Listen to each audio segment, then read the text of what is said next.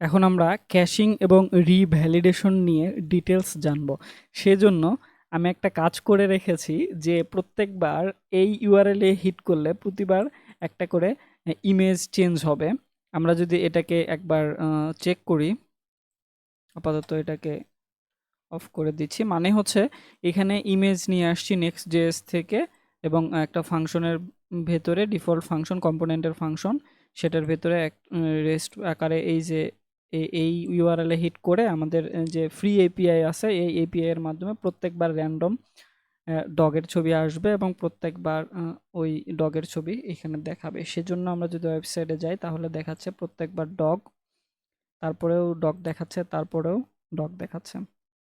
বারবার রিলোড করার পর বারবার একই জিনিস কেন দেখাচ্ছে?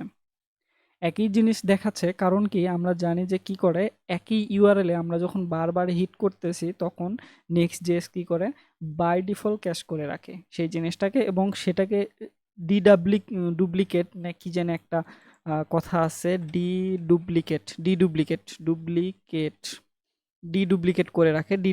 করে রাখে আর কি।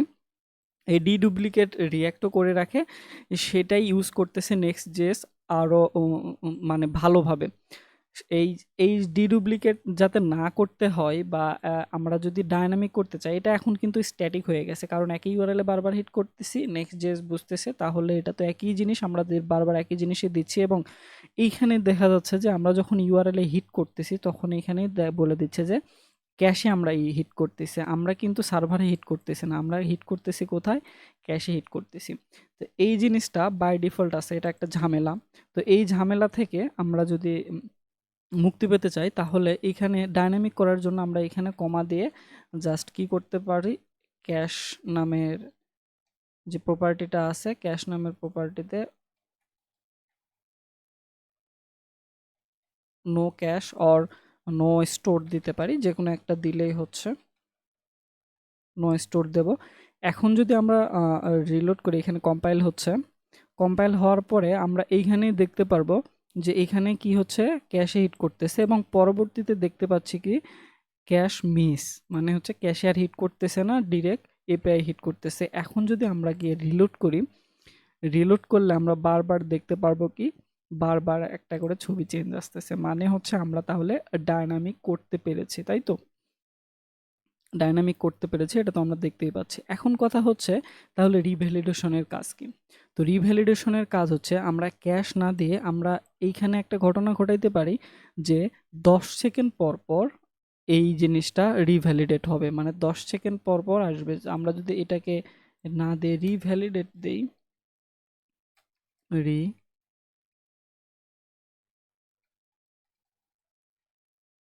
সেটা আসবে কোথায় থেকে, নেক্সট থেকে, এবং এখানে আসবে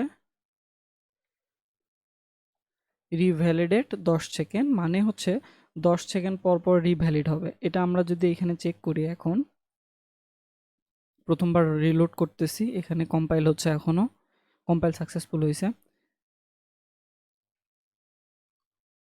হ্যাঁ, এটা ক্যাশে হিট করছে, এরপরে এটাও কিন্তু ক্যাশে হিট করছে,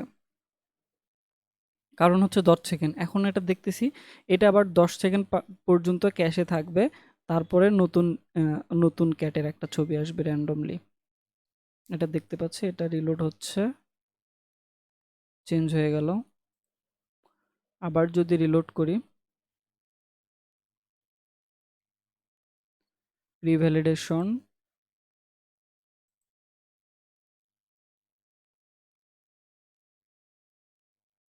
এই যে দেখতে পাচ্ছি এই জিনিসটা কিন্তু আবার আছে, কিন্তু এর 10 সেকেন্ড পরে যখন রিলোড করব তখন আর ওটা কিন্তু থাকবে না। এটা যদি আবার রিলোড করি, আবার রিলোড করলে দেখতে পাচ্ছি সেম জিনিসটাই কিন্তু আছে, এই যে 10 সেকেন্ড পর্যন্ত থাকবে, 10 সেকেন্ড পর রিলোড করলে আবার চলে যাবে। তো রিভ্যালিডেশন এবং ক্যাশিং বিষয়টা এরকম।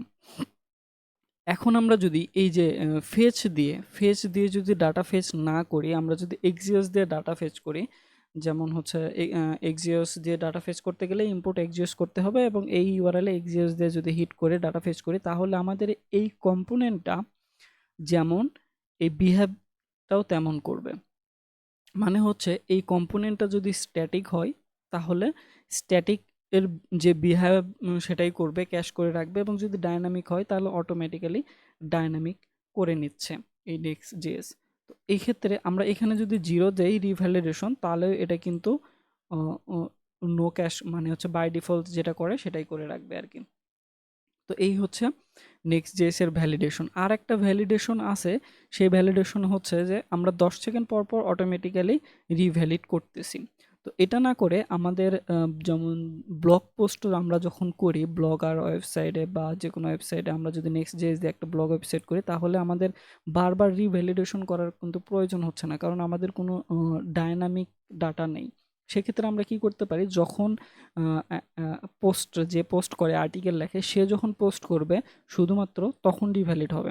সেক্ষেত্রে আমরা এই জিনিসটা আমরা দেখব একটা প্রজেক্ট করার সময়, যে এখান থেকে যে অ্যাপ রাউটের ভেতরে আমরা কাজ করব, ওটা পরবর্তীতে আমরা যখন প্রজেক্ট করব তখন ভালোভাবে বোঝা যাবে আর কি। তো ধন্যবাদ। ভিডিওতে একটা লাইক দেবেন এবং ইন্সপায়ারেশন দেবেন আর কি, যাতে আমি এরকম ভিডিও আরও তৈরি করতে পারি।